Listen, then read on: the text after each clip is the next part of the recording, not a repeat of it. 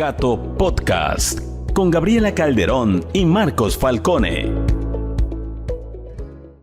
Hola a todos, soy Gabriela Calderón y estamos en una nueva edición de El Cato Podcast. Hoy nos acompaña Ian Vázquez, vicepresidente para Estudios Internacionales del Instituto Cato. También está con nosotros desde Washington Marcos Falcone, investigador del Centro para la Libertad y la Prosperidad del Instituto Cato. Y hoy tenemos un invitado muy especial, un abogado salvadoreño, René Valiente, de la Fundación Cristosal, que por muchos años realizó su trabajo desde El Salvador, tuvo su origen en El Salvador y tristemente pues hoy no ha podido continuar sus funciones desde ese país. Él es un abogado con estudios superiores en Derecho Penal y actualmente candidato a PhD en Ciencias Sociales. Él se ha especializado en anticorrupción y últimamente en estudios sobre derechos humanos, sobre lo cual quisiéramos hablar hoy en conexión y con el enfoque especial en El Salvador. En América Latina ha tomado mucha relevancia la figura de Nayib Bukele, el actual presidente de El Salvador, y muy poco se habla o muy poco se ha analizado qué es lo que ha sucedido allí desde que él llegó al poder, digamos, sobre todo durante y después de lo que fue la pandemia del COVID. Y con motivo de la reciente publicación por parte de Human Rights Watch y Cristosal de un informe acerca de la notoria cárcel en El Salvador del SECOT, hoy día queríamos conversar con René de por qué esto, digamos, por qué es particularmente relevante este informe y qué es distinto acerca de esta cárcel del SECOT del Salvador. Estás en mute, creo, perdón. Perdón, sí, muchas gracias. Para nosotros es un placer estar con ustedes. Saludos a todos los que nos miran y nos escuchan. Para Fundación Cristosal es un honor poder compartir con ustedes el resultado de este informe. Pues como tú lo mencionabas, el régimen de Bukele, de Nayib Bukele y sus hermanos, ha utilizado herramientas represivas de distinta naturaleza y ha construido una imagen a partir de la violación sistemática de los derechos humanos. Y un referente o un monumento a estas prácticas es efectivamente el SECOT, ¿no? El SECOT, conocido como tal, es el Centro de Confinamiento del Terrorismo, es una mega cárcel construida en el régimen de Bukele, donde se han albergado personas que ya habían sido condenadas previamente por estar vinculadas con delitos y organizaciones criminales como pandillas o maras. Durante mucho tiempo, nosotros creímos que las condiciones del SECOT eran distintas a las del resto del sistema penitenciario salvadoreño, pero ahora que hemos podido conversar con estos jóvenes venezolanos que estuvieron más de 4 meses en el SECOT y afortunadamente fueron liberados, pues nos hemos dado cuenta que el SECOT también es una parte integral del sistema penitenciario salvadoreño y comparte las mismas dinámicas que vemos en otros centros penales. Cristosal viene prestando bastante atención a la situación del sistema penitenciario salvadoreño desde el inicio del régimen de excepción en marzo de 2022. El Salvador lleva ya más de 3 años en un régimen de excepción, en suspensión de garantías constitucionales, lo que ha permitido la captura arbitraria de más de 80.000 personas, lo que convierte a El Salvador ahora a nivel mundial en el país con el índice carcelario más alto, por primera vez en la historia, ¿no?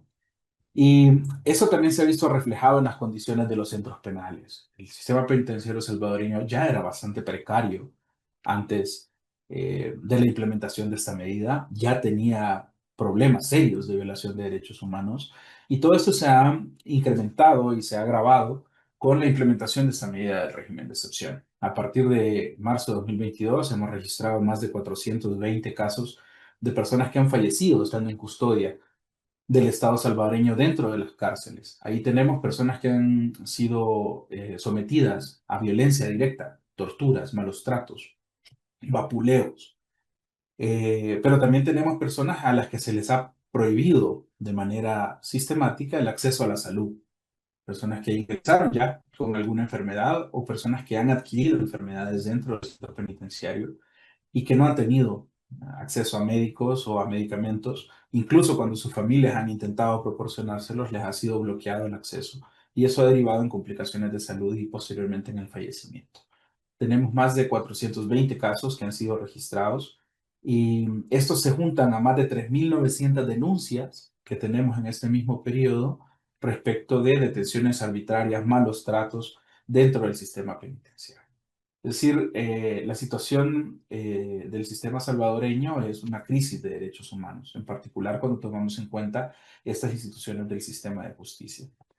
Tristemente, pues esas mismas dinámicas las hemos visto reflejadas ahora en el maltrato que sufrieron estos 252 venezolanos que fueron ilegalmente deportados y que fueron eh, retenidos por más de 4 meses en el SECOT. Este, René, una de las cosas que es muy conocida de El Salvador es que Bukele de alguna manera ha reducido notablemente el nivel del crimen en el país, por lo cual tengo entendido es un presidente que sigue teniendo cierta popularidad alta y ha construido el SECOT, que es una cárcel eh, específicamente para tratar, se supone, con los peores criminales y de manera muy distinta, pero también hasta ahora, hasta el reporte de ustedes, no ha habido mucha transparencia, no se ha sabido en realidad la realidad dentro de la cárcel. Así que la pregunta es, ¿qué es lo que han encontrado ustedes en su reporte? ¿Cuál ha sido su metodología? ¿Y qué es lo novedoso de ese reporte en el contexto de lo que muchos latinoamericanos consideran ha sido un éxito de reducir el crimen en El Salvador? Muy bien, creo que el primer elemento que hay que abordar es el tema de la reducción de la violencia en el país. En efecto, estas medidas que han sido implementadas por el régimen de los hermanos Bukele ha implicado una reducción significativa en la violencia homicida en el país, pero también ha significado un aumento significativo en casos de graves violaciones a derechos humanos cometidas por agentes y autoridades del Estado. Es decir, hay una continuidad de la violencia, aquellos espacios de violencia que eran cooptados por las pandillas ahora están siendo ejercidos por agentes del Estado. Así que las personas han experimentado en ciertos contextos una transición de estar viéndose afectados a la violencia organizada, a la criminalidad organizada, a las estructuras pandilleriles y ahora estar sometidos a un sistema en el que se ejerce violencia de distintas formas. Los agentes estatales ejercen violencia directa, han capturado más de 80.000 personas y de estas, incluso el Estado ha reconocido que ha capturado más de 7.000 personas inocentes, más las que todavía están detenidas en el sistema penitenciario. Luego, estas personas son sometidas a un proceso judicial en el que no se les respetan sus garantías básicas del debido proceso, no tienen acceso a una defensa efectiva eh, y de manera paralela se siguen procesos de estigmatización en su contra. Cuando las personas son capturadas, inmediatamente son expuestas públicamente, se les etiqueta de terroristas y luego no hay posibilidad de descargo sobre estas acusaciones. Luego, como les mencionaba al principio, Cristosal ha indagado acerca de la situación dentro de los centros penales desde marzo de 2022, cuando inicia el régimen de excepción. Sin embargo, no habíamos podido encontrar una sola persona que hubiera sido liberada del SECOT. Lo único que conocíamos de lo que ocurría dentro del SECOT era lo que se publicaba a través de los mecanismos de propaganda estatal. Y ustedes pueden verlo, que el SECOT tiene una función comunicacional muy fuerte. En el SECOT no entran familiares a ver a sus familiares presos, no entran abogados a atender a sus clientes detenidos, pero entran youtubers, influencers, entran políticos estadounidenses y de otras nacionalidades, personas que son seleccionadas y son expuestas a un escenario ya planificado, un escenario muy armado, una puesta en escena, ¿verdad? Si ustedes hacen un recuento acerca de las imágenes que se han publicado del interior del SECOT por parte de cuentas oficiales, van a darse cuenta que siempre son las mismas personas las que aparecen y son los mismos escenarios los que aparecen, ¿no? Porque estaba todo muy bien cuidado para mostrar esa imagen de brutalidad en la que el régimen vende este sufrimiento y vende esta crueldad como si se tratase de justicia, ¿no? Luego, tú mencionabas un poco acerca de la efectividad para el combate a la delincuencia y el combate a la violencia, ¿no? Y si bien una forma de verlo es la disminución de los índices de violencia homicida en el país, la efectividad de los sistemas de justicia se mide en la capacidad de brindar respuestas de calidad y de acceso a la justicia a las personas.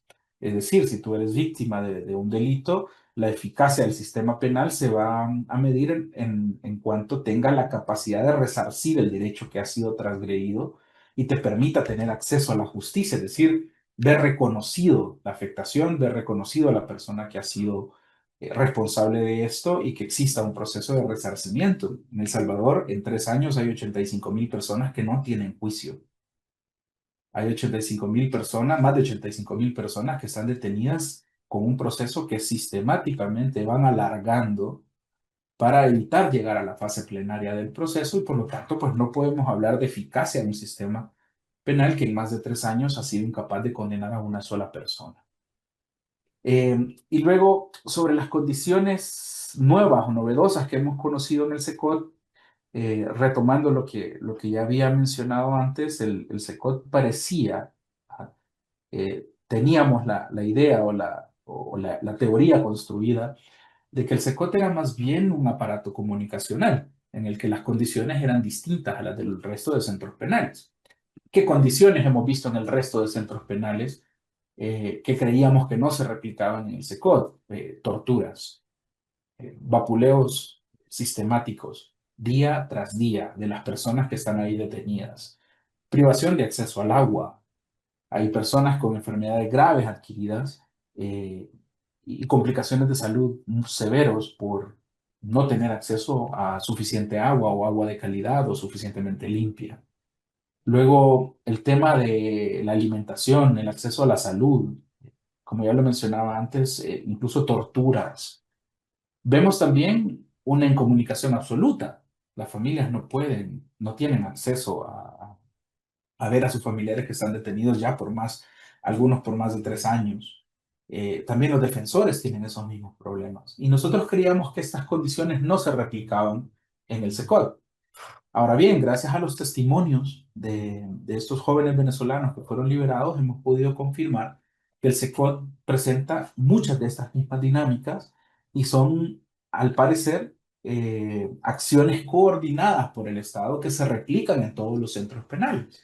Las personas fueron recibidas ahí con la amenaza de que no iban a volver a salir, que la única forma de salir era en una bolsa de cadáveres.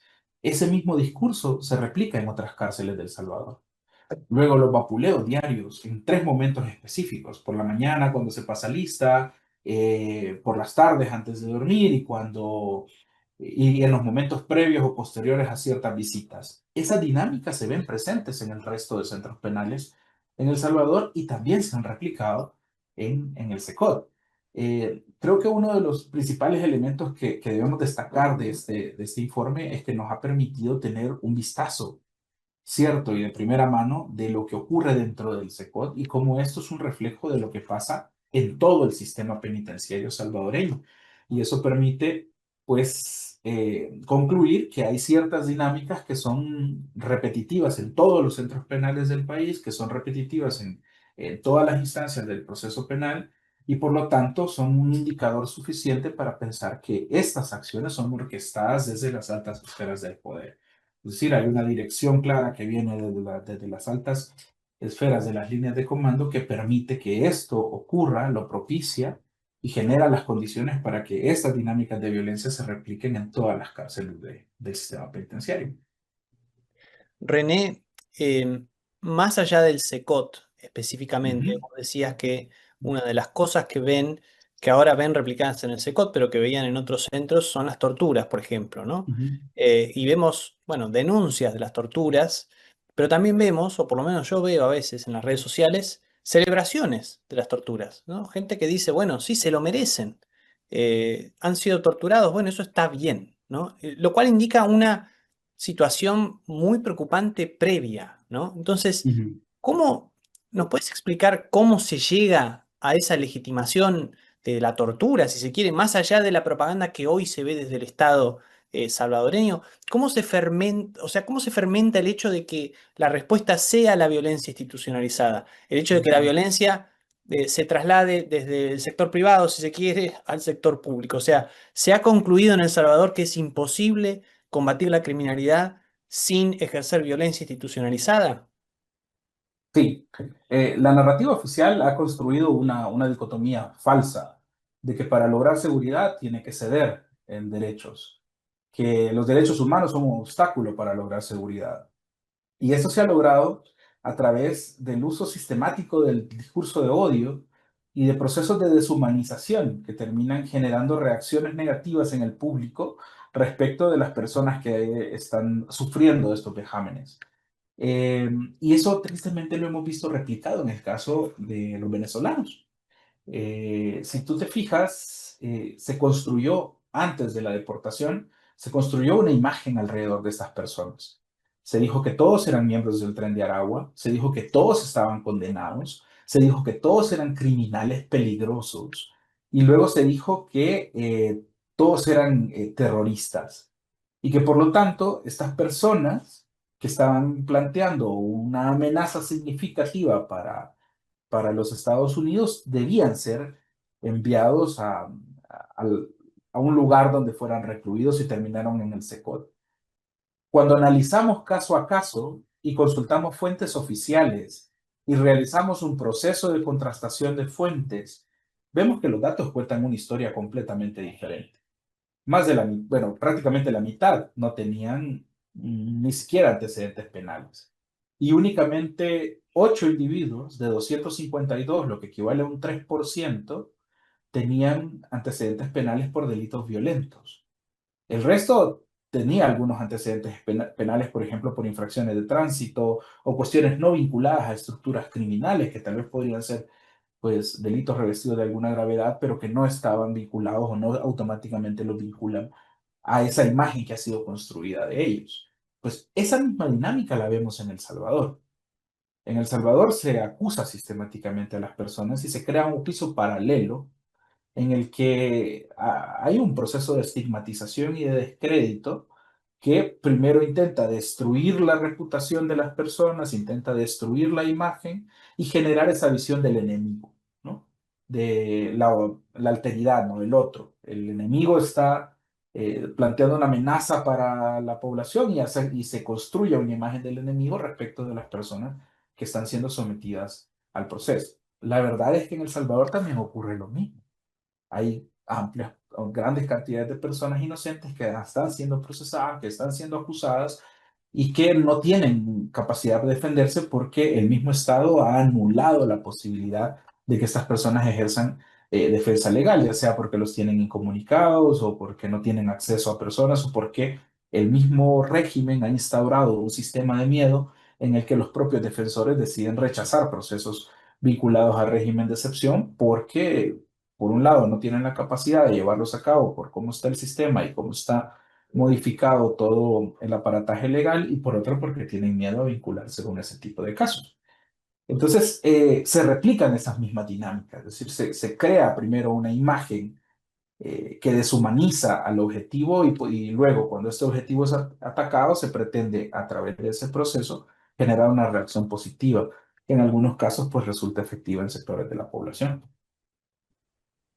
René, yo escuchándote hablar, pensaba qué papel juega en todo esto la prensa y demás organizaciones de la sociedad civil salvadoreña y cómo evolucionó o involucionó esto durante los últimos años, porque digamos que Bukele no tuvo de entrada ese nivel de concentración de poder o de manejo de la narrativa nacional. Entonces, hoy en día, por ejemplo, tú nos contabas fuera del aire que, bueno, que ya estás ahora fuera de El Salvador por problemas que ha tenido la Fundación Cristosal, pero ¿nos puedes contar un poco más el panorama de aquellas organizaciones y actores de la sociedad civil que han pretendido denunciar este tipo de situaciones o siquiera exigir información acerca de lo que está pasando?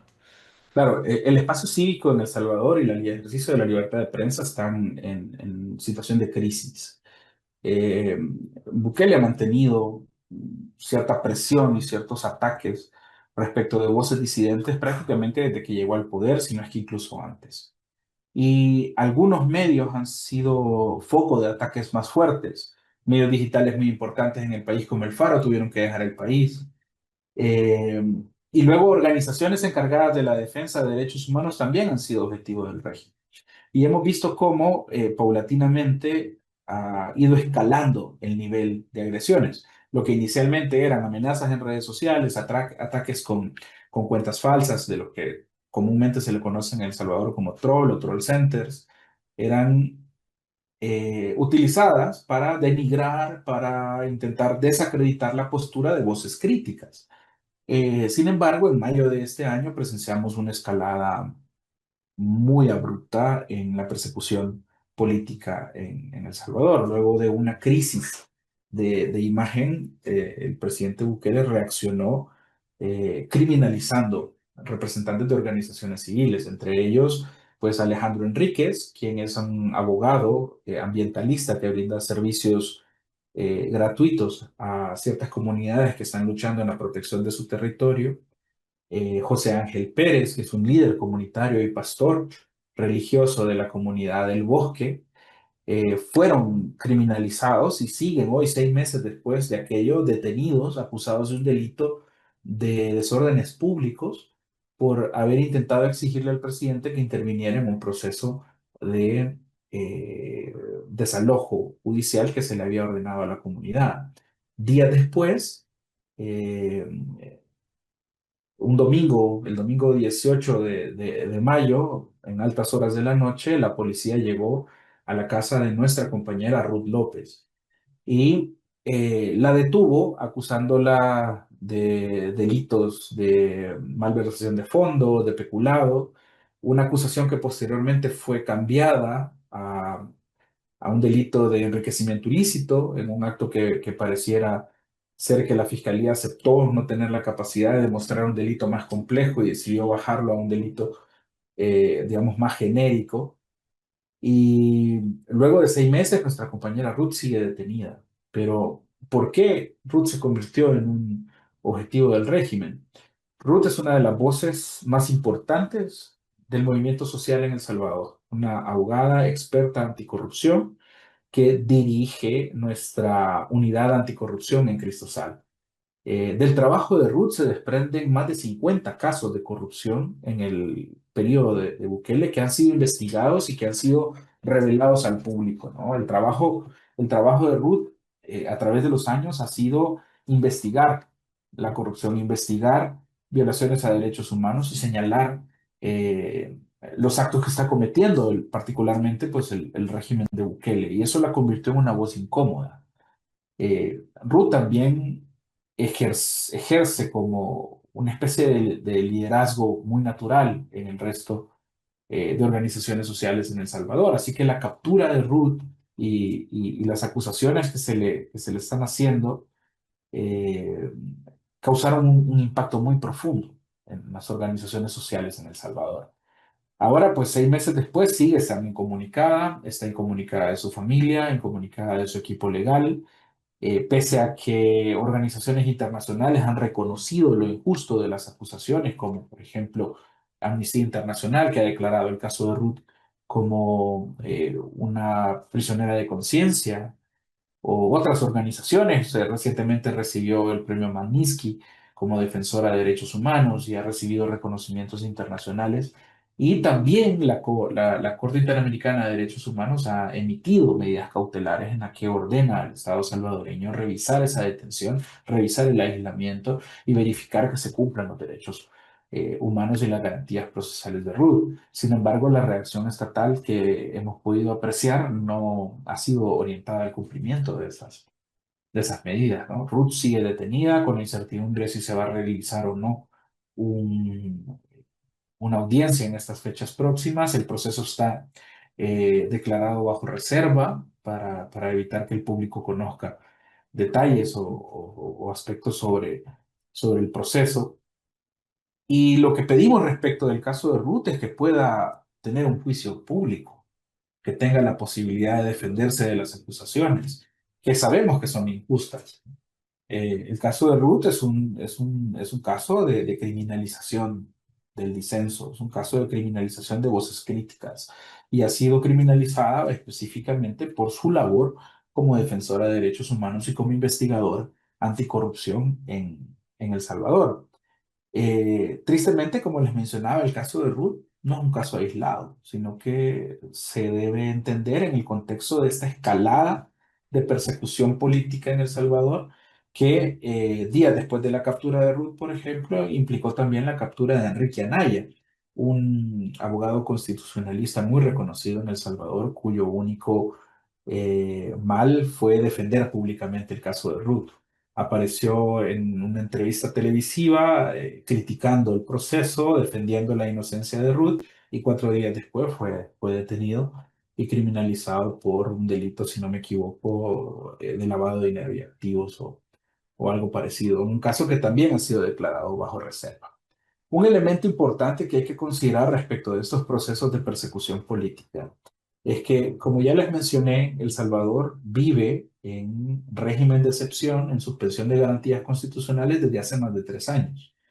Se justifica que esas medidas eran únicamente para aplicarle a los procesos judiciales de pandillas por ciertos delitos en particular, extorsiones, homicidios, violencia particularmente vinculada a pandillas. Sin embargo, en todos estos casos de criminalización política que les acabo de mencionar, el Estado salvadoreño aplicó las reglas del régimen de excepción y amplió los plazos para que las personas tuvieran que esperar hasta 15 días antes de tener su audiencia inicial y siguen aplicando esos plazos excepcionales que supuestamente en el marco legal que el propio Estado ha establecido debería aplicar únicamente para casos vinculados a pandillas o de violencia, que justifica la emisión del régimen de excepción, ¿no? Y eso es una muestra de cómo pues, el régimen de los hermanos Bukele se ensaña respecto de aquellas personas que considera objetivos políticos o voces incómodas. Y pues esta situación se ve también flanqueada por la aprobación reciente de una ley denominada Ley de Agentes Extranjeros, un instrumento de control, ¿no? Para gobernar las acciones de las organizaciones sociales en El Salvador, que con un amplio nivel de discrecionalidad le permite al Estado decidir qué organizaciones pueden continuar trabajando y qué organizaciones no.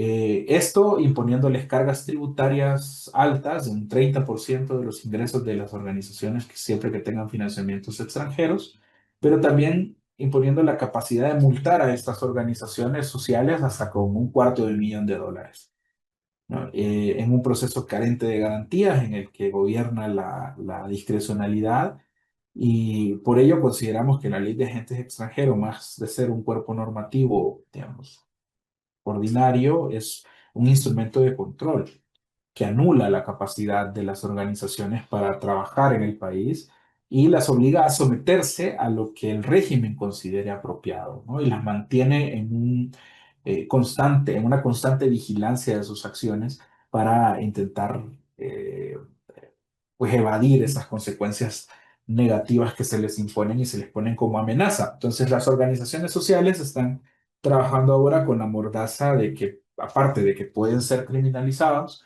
tienen una carga administrativa enorme respecto de la ley de agentes extranjeros que prácticamente podría anular la capacidad de cualquier organización de seguir funcionando en El Salvador.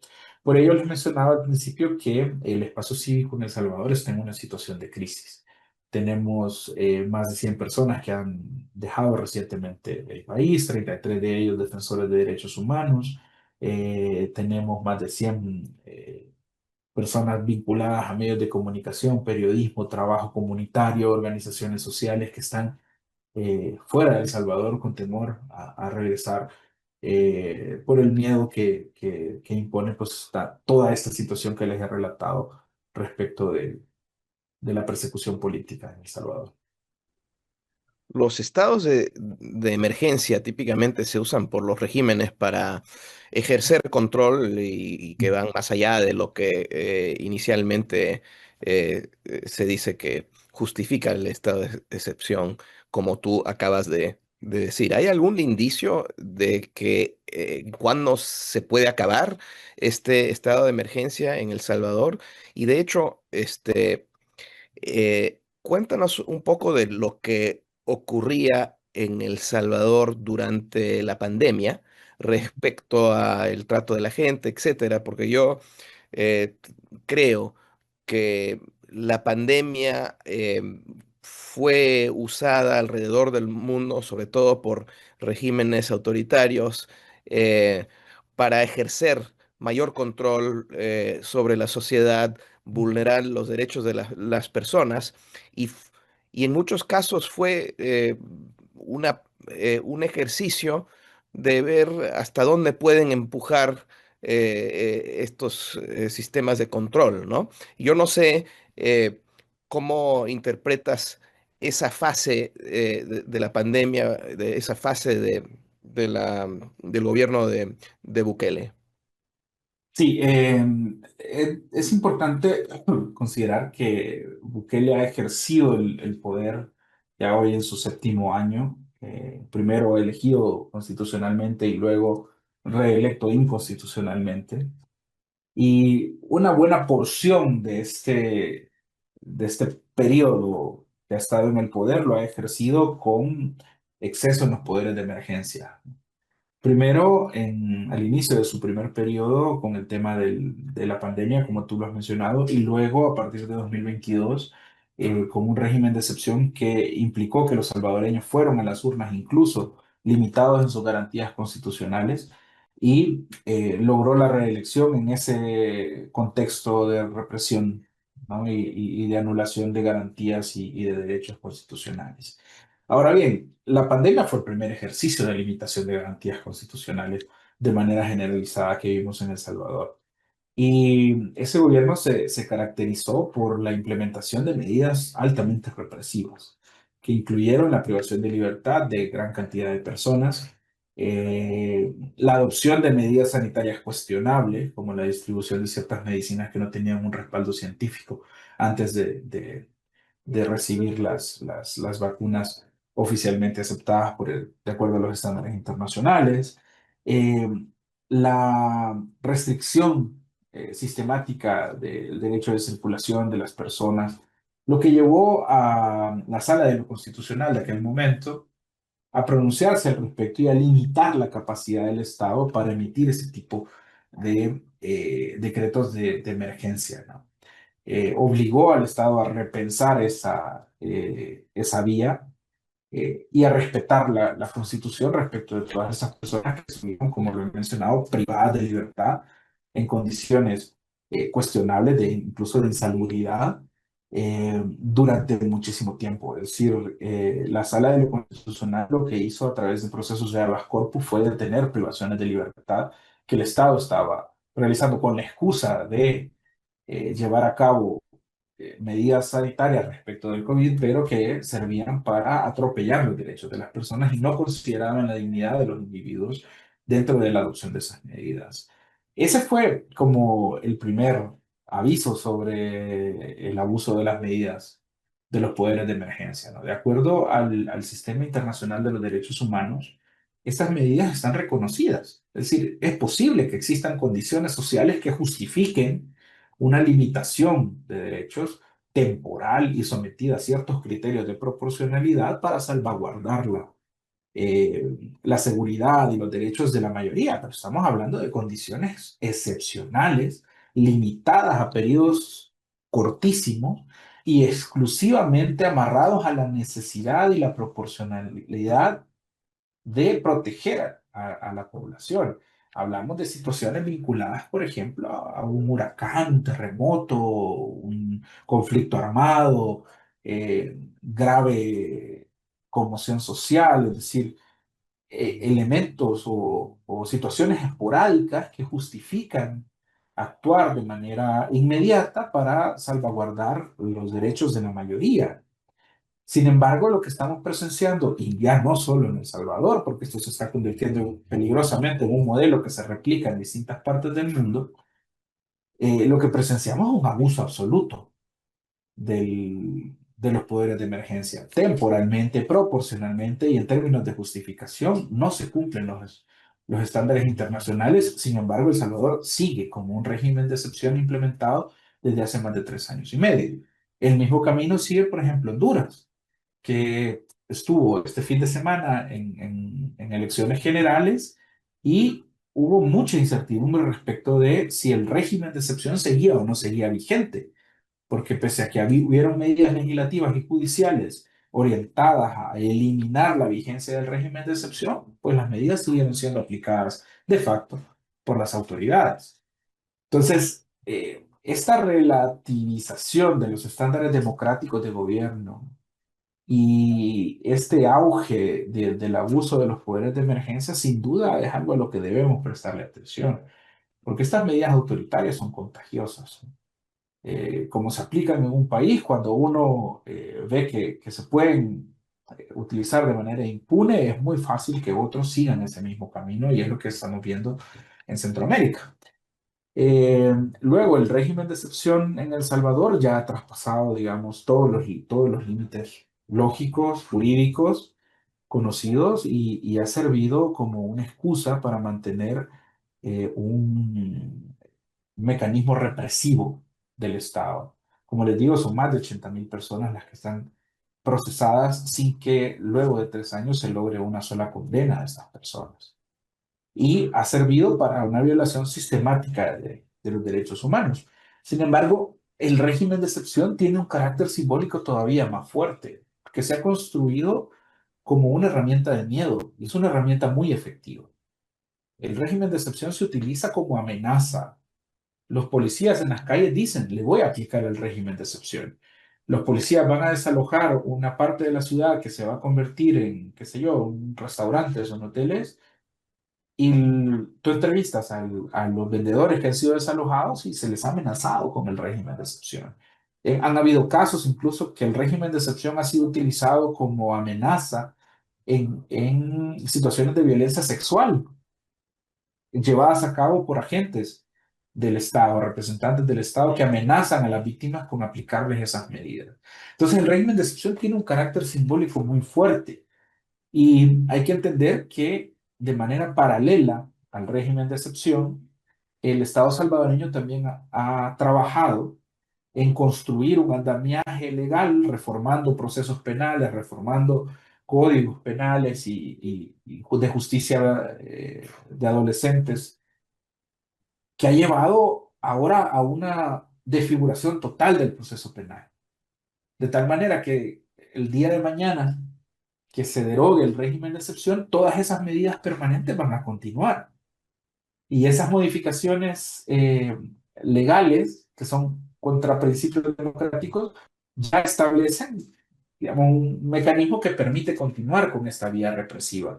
Así que, más allá del discurso, digamos, es muy cuestionable el efecto que podría tener dejar de utilizar el régimen de excepción, porque ya el mismo Estado ha construido pues, un aparato legal que le permite seguir violando derechos amparado en esa misma norma. Y todo esto ha sido posible gracias a que pues, el régimen de Bukele tiene un control absoluto sobre todos los poderes del Estado. Es decir, en mayo de 2021, que obtuvo la mayoría en la Asamblea Legislativa, el mismo día que tomó posesión la Asamblea Legislativa, de manera inconstitucional, destituyeron a todos los magistrados de la Sala de lo Constitucional, el máximo tribunal legal en el país. Y esa misma noche impusieron figuras sin seguir el procedimiento constitucional, impusieron una propia sala de lo constitucional.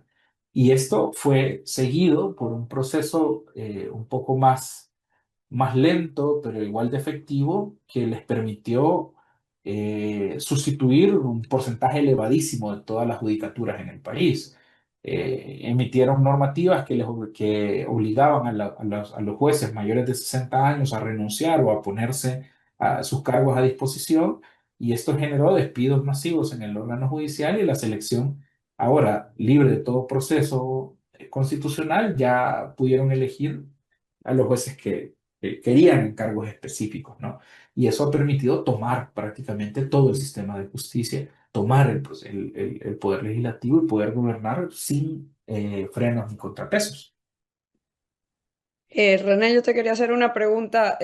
Cuando hablabas de la supresión o reducción a un mínimo de la sociedad civil, recordaba yo las noticias acerca del medio Faro, que había denunciado, me imagino que hay muchas denuncias, pero recuerdo cuando ellos denunciaron un supuesto pacto entre el gobierno de Bukele y una pandilla MS-13. Leyendo el informe que ustedes han preparado, vuelve a surgir indicios de esto que fue denunciado anteriormente por el medio Faro. No sé si nos puedes comentar un poco, no específicamente sobre eso, porque está relacionado, sino más bien sobre de qué manera está implicado Estados Unidos ahora en esta trama. O sea, ya Sí. devolviéndonos al contenido del informe y donde ustedes hablan de eso. Claro, hay que entender que hay un acuerdo oscuro entre El Salvador y Estados Unidos, del cual solo ha sido liberado un porcentaje, ¿no? Es decir, la totalidad del acuerdo no se conoce. Eh, lo que se conoce es que hubo un acuerdo en el que Estados Unidos entregó 4.7 millones de dólares a El Salvador a cambio de que El Salvador permitiera y recibiera a estas personas en el sistema penitenciario y los retuviera ahí. Sin embargo, hay aristas no públicas de este acuerdo. Por ejemplo, medios como El Faro, como tú lo has mencionado, han desvelado y documentado y probado que existen acuerdos paralelos a lo que se ha hecho público, y entre ellos El Faro logró documentar la participación de uno de los hermanos del presidente Nayib Bukele en negociaciones con altos funcionarios del gobierno de los Estados Unidos, en el que ofrecía incluso un descuento respecto el costo de mantenimiento de las personas venezolanas en el sistema penitenciario salvadoreño, a cambio de que se le entregara una cantidad de personas salvadoreñas vinculadas a la pandilla MS-13 que están siendo procesadas en el sistema penitenciario estadounidense. Una muestra de ello es que una de esas personas ya fue devuelta a El Salvador, que es un pandillero de apodo El Greñas. Es uno de los líderes de la pandilla ya mencionada. Eh, ¿Por qué es particularmente grave esto? Porque en el caso de esa persona que fue devuelta a El Salvador, eh, el fiscal general de los Estados Unidos buscó la manera de retirar los cargos contra esa persona por motivos políticos. Es decir, esto desvela que existe un acuerdo entre ambos países para llegar a este resultado, ¿no? Eh, Luego, el Faro también publicó una serie de videoreportajes en las que personas directamente involucradas en esas negociaciones declaraban cuáles eran los objetivos de esos acuerdos, ¿no? Y cómo agentes del gobierno salvadoreño negociaron para una reducción en la violencia, y particularmente en la violencia homicida, como contraprestación de apoyos políticos en los sectores en que dominaban estas pandillas, en sectores populares, particularmente del área de San Salvador. Es decir, es un hecho conocido y demostrado por la prensa que hubo acuerdos y negociaciones entre el gobierno salvadoreño y las pandillas. Muestra de ello es un pandillero que se denomina el Krug, que siendo requerido por autoridades estadounidenses y estando condenado a más de 40 años en El Salvador, cumpliendo una pena en el sistema penitenciario salvadoreño, fue requerido en extradición por Estados Unidos. La Corte Suprema de Justicia, ya controlada por esos funcionarios impuestos por el régimen de Bukele, denegó la petición de exilio de esa persona, Y posteriormente esa persona apareció libre en México, donde fue capturada por autoridades mexicanas y luego deportada a Estados Unidos. Ahora bien, como una persona que está cumpliendo una pena en el sistema penitenciario salvadoreño aparece en un tercer país, y especialmente cuando el requerimiento de extradición ya había sido conocido y denegado por la Corte Suprema salvadoreña. Medios han indagado sobre ese tema y han derivado en el hecho de que incluso agentes del Estado salvadoreño proporcionaron los medios para que esta persona dejara el país, proporcionando dinero o incluso armamento para que esta persona pudiera transitar hacia otro país. Todo esto muestra la existencia de una negociación oscura de la cual todavía no conocemos todos los detalles, pero que tenemos una imagen bastante clara de lo que ha ocurrido y cómo se logró esa reducción tan significativa de la violencia en El Salvador. Luego, hay que entender cuál es el rol de Estados Unidos en todo esto. Y es curiosamente que es a partir de la validación que recibe el gobierno de Bukele por parte de la administración de Trump que se incrementa la persecución política y se incrementa hay una escalada en la violencia hacia las organizaciones sociales y hacia las organizaciones y medios de comunicación en El Salvador. Es decir, los procesos de criminalización, persecución política y que han derivado en el exilio iniciaron una vez, fueron recibidas, ¿no? Esa validación de las políticas del gobierno de Bukele por parte de la administración de Trump. Y eso se refleja en el acuerdo fue suscrito y que derivó, pues volviendo al tema, en la deportación ilegal de esos 252 jóvenes venezolanos a El Salvador.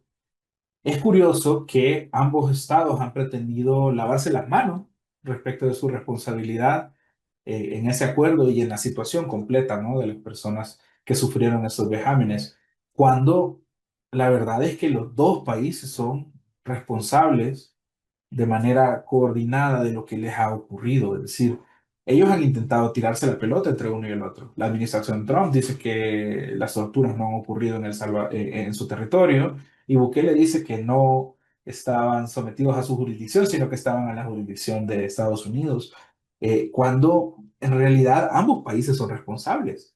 No se trata de determinar quién es el responsable, sino cuál es el nivel de responsabilidad de ambos países, ¿no? Materialmente, pues el gobierno de Estados Unidos cometió la expulsión de estas personas, violó las garantías del debido proceso. Muchos de ellos tenían todavía pendientes audiencias judiciales a las que no pudieron acudir porque ya habían sido trasladados a El Salvador.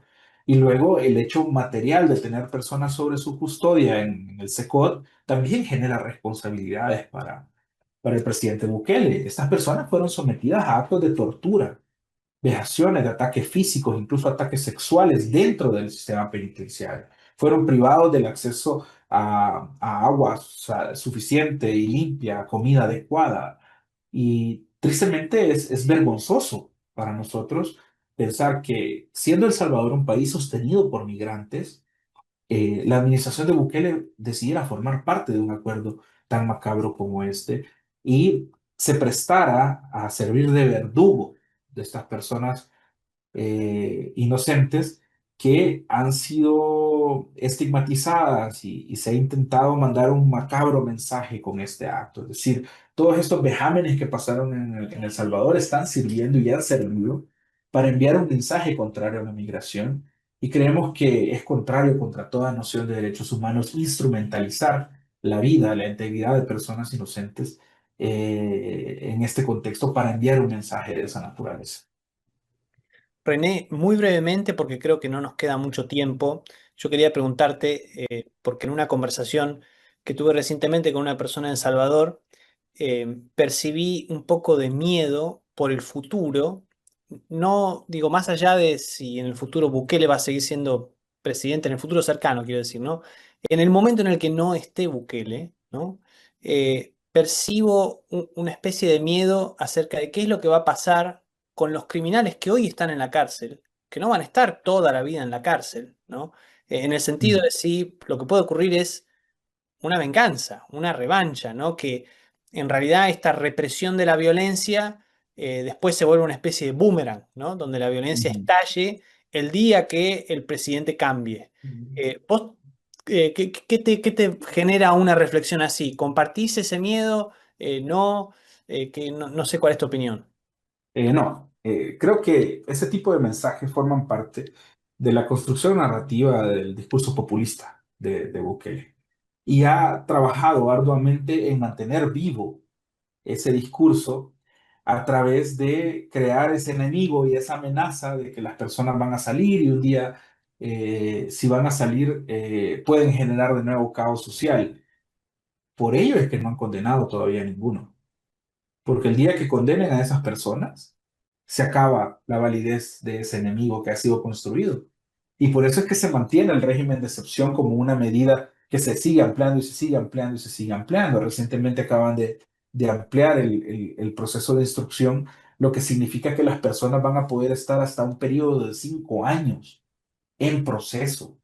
Eso, francamente, es un adelantamiento de la barrera de punición del Estado. Es una pena adelantada, como una persona que todavía no se ha determinado si es responsable o no, va a pasar 5 años en una prisión y para llegar, digamos, al final al proceso y que se determine que es una persona inocente luego de haber arruinado su vida, teniendo los 5 años en el sistema penitenciario salvadoreño tan brutal y tan precario.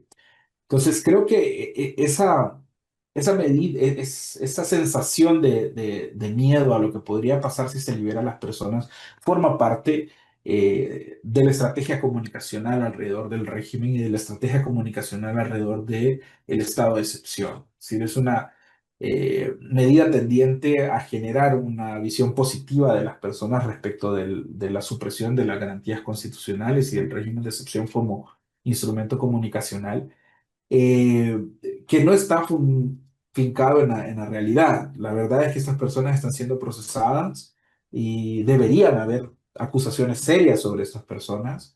El Ministerio Público está haciendo un trabajo muy cuestionable al respecto, haciendo acusaciones masivas por el delito de agrupaciones ilícitas, por ejemplo, lo que deja por fuera las acciones nocivas que estas personas pudieron haber cometido, es decir, los están criminalizando únicamente por ser miembros de una estructura y no por haber cometido delitos en específico. Eh, Creo que esto revela más bien la falencia del propio sistema del régimen para procesar adecuadamente a las personas que ha capturado de forma masiva y que ha violado sus derechos también de forma masiva e indiscriminada. Bueno, René, quería agradecerte por estar en el programa con nosotros de esta semana. Yo creo que esta conversación nos lleva a pensar en esa disyuntiva clásica entre la libertad individual y la seguridad. Y es una discusión que se está teniendo en muchos países alrededor de América Latina que están sufriendo, digamos, el embate del crimen organizado y también en otros países lo que significa pues es vivir bajo un gobierno autoritario. Es muy interesante lo que nos cuentas. Esperamos que nos acompañen en una próxima edición. Muchas gracias. Muchas gracias por la oportunidad. Ha sido un placer para mí compartir con ustedes. Gracias, René. Radio Centro y Centro Digital presentaron El Cato Podcast con Gabriela Calderón y Marcos Falcone.